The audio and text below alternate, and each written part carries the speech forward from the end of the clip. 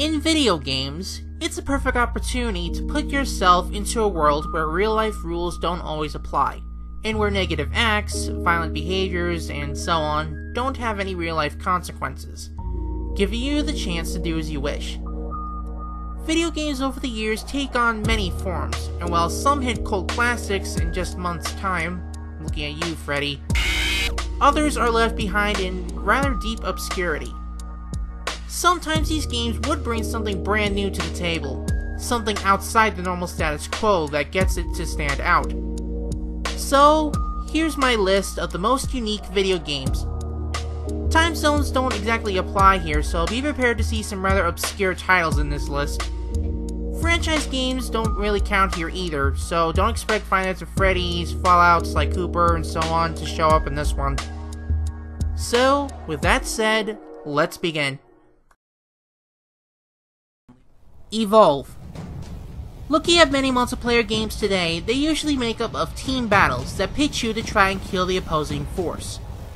Looking at Evolve, it follows a similar rule but with a different twist. The game takes place on the planet Sheer, a planet where humans are starting to colonize, but are deeply threatened by local aliens simply called monsters. You can either play as the humans who hunt these beasts, or play as the beasts to hunt down the humans or their main base. The more standout side in this game is 1. You play strictly on your own as the mutant alien, choosing as a number of different species, each with their own sets of skills and abilities. The second thing is just how alive the world actually is. In games like these, normally, it's just you, your enemy, and the map you run around in, and that's it. Here, there's plenty of prey animals and other predators for you to watch out for, making the world a whole lot more real and more alive. It's down on this list so far though, because the overall concept is an all too common one. Amazing Island. Looking at a titanic company like Nintendo, you could probably guess that alongside such icons like Mario or Zelda, there ought to be such obscure titles hidden away in Nintendo's hidden trunk in their supersized attic. Amazing Island is one of those obscure titles, being made way back in the year of 2004, alongside such games like Chibi Robo. Amazing Island is a game where you control a young boy or girl sent to the Amazing Island where you must save the local creatures from the Black Evil. This is a sort of hybrid game, being a mix of Spore-style creature creation and Mario Party-style minigame gameplay. And while this game may be a bit old and tacky by today's standards, the time of its release, plus the fact it failed to find a game today that actually mirrors it, it deserves a spot on this list. It's just down rather low due to not only the two games I've mentioned doing this concept better, but more on how simple the game is when all said and done. Bendy and the Ink Machine. Boy oh boy, the nostalgia kicking on this one. This title is a fairly short indie horror game, with an average gameplay span of about 10 minutes or so. You, a former cartoonist, is given a letter to come back to your old work studios. But soon you find out that things are not as good as they seem to be. This cartoony horror is made during a time I'd like to call the nostalgic gaming era. Basically, this means many games were made during this time which look to the past for future titles. I mean, we got Five Nights at Freddy's, Tattletale, and newer titles like Friday the 13th, with Bendy and the Ink Machine being made around the middle of it. While the 1980s FNAF and Friday 13th are pretty back there, this game's nostalgia goes far back. Way far back. I'm talking early black and white Steamboat Willie 1930s far back. Seriously, you cannot deny that Bendy and Boris were made during the times of Infant Mickey Mouse and Rabbit Oswald. That alone would have kept it on this list, but this goes on further with an ink machine to bring these things to life, horrifying enough. And this game is still waiting for Chapter 2 as of writing, so who knows where this will go. Agony. Warning, content in this part of the video not suitable for younger audiences. Jump ahead to the following time if you don't wish to see this. Ready? Okay. I would say that this game technically isn't released just yet, but there is pre-alpha gameplay available, so it still counts. When it comes to demons and the underworld, many games will try to give it a proper visual depending on the game it is, more often than not showing it as basically the last place you want to be in. I'll say this, Agony is the most horrifying representation of this realm I've ever seen, and that visual terror alone is enough to put it on this list.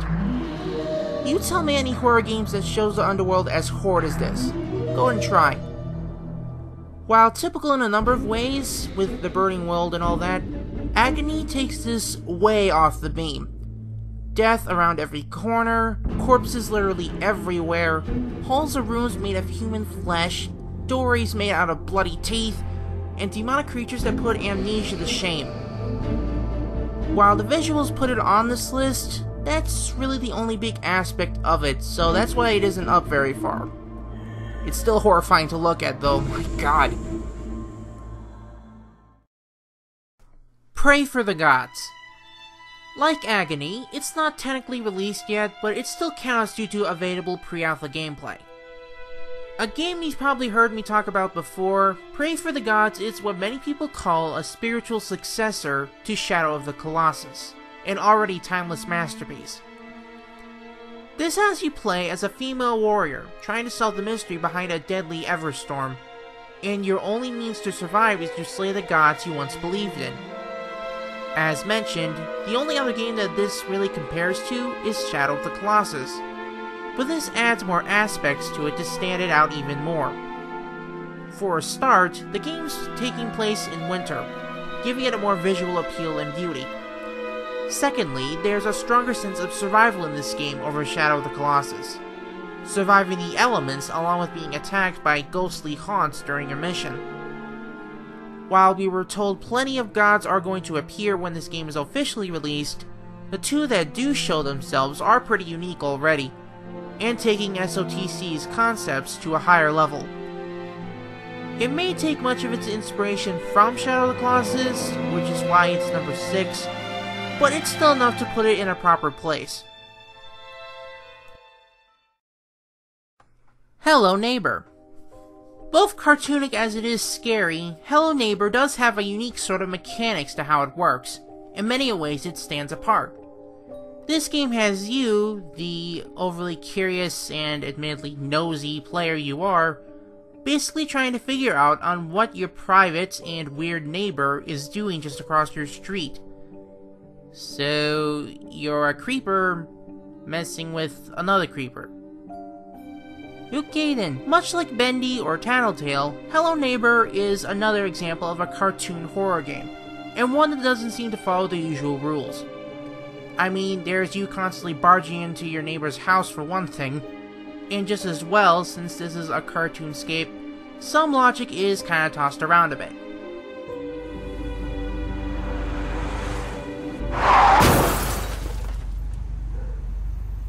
Okay, so that happened. The idea of horror stealth isn't uncommon in and of itself, but this is the first time it's done this way. You actually putting yourself into danger on your own account, instead of being just thrown in against your will like so many others do. As for this neighbor of yours, he doesn't like you sticking your nose into his business, and as far as I know, can actually adapt to the player. Meaning the game gets harder the more times you try, and he'll eventually catch on to your games. So you need to keep on your toes as much as he does. Abzu. This kind of game came to be thanks to the same people behind Journey, which Abzu's based a number of aspects from. In this game, you play as a diver, who goes around the open ocean, learning about the world and exploring it along the way. It may feel similar to Journey when you think about it long enough, but Abzu is especially appealing to those who love the oceans for what they are.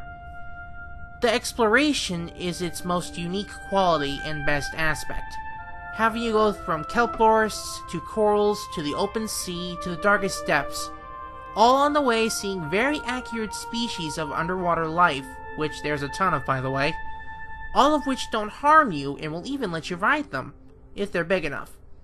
Much like Journey, you can't exactly die in this game, but that works towards its advantage of being such a relaxing and beautiful presentation. Its lore is also a very unique one compared to most games. Many implications of ancient races worshipping the most unlikely sea animal, the shark. Not an animal usually respected in such a way, to be honest. It is honestly a rather unique experience for you to try, regardless of how you see it. Tokyo Jungle. We know of apocalypse games by now, when the world's basically turned to nothing but rubble somehow, and 9 times out of 10 it's because of zombies.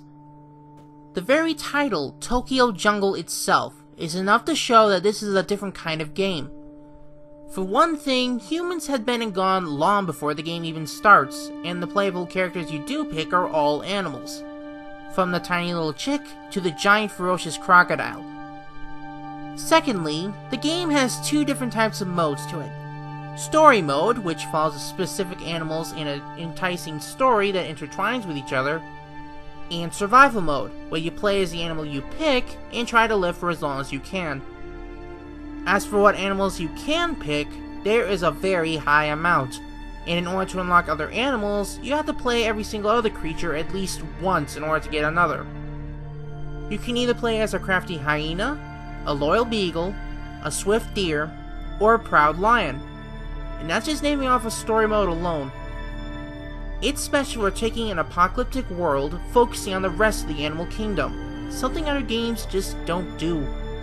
It's challenging, it's science fiction, and on top of it all, it's unique. The Isle. Now here is a game that is more out of the box. A strictly multiplayer, online game. The Isle is a game mainly on survival, and not much more than that. As you can see, the game's core feature is dinosaurs, but not in the same way as Primal Carnage or Jurassic Park. Instead, the game focuses more on realism. The dinosaurs in there behave and looking more on real-life scenarios. What makes this so unique is actually how you play. You play as the dinosaur you pick, put on the map, and basically try to survive from there. As you play, there is a constant predator-prey relationship practiced between every player in it. And rather than typical tricks to ward away AI, which there's close to none by the way, you have to think of what the dinosaur would actually do, and, well, do it.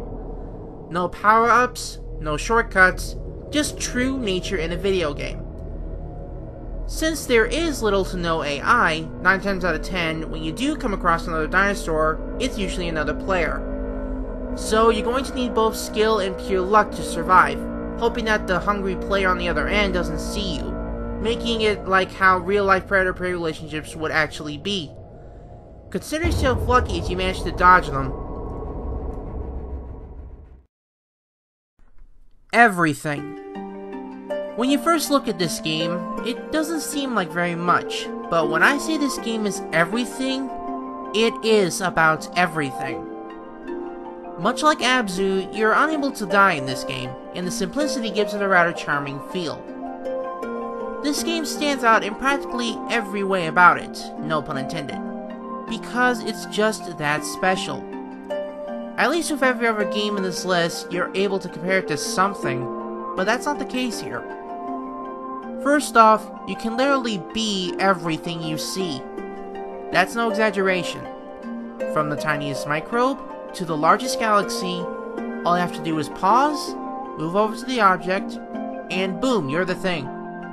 Rocks, trees, peacocks, bears, spaceships, stars, islands, you name it, you can be it. For what this game is about, while you might not see it at first, the deeper meaning of this game is actually mind-blowing. The messages here say either how we're just a small part of something bigger, or everything revolving around something smaller. It all really depends on point of view. Big jazz, this world. And what it's trying to do is to see how jazzed up it can get.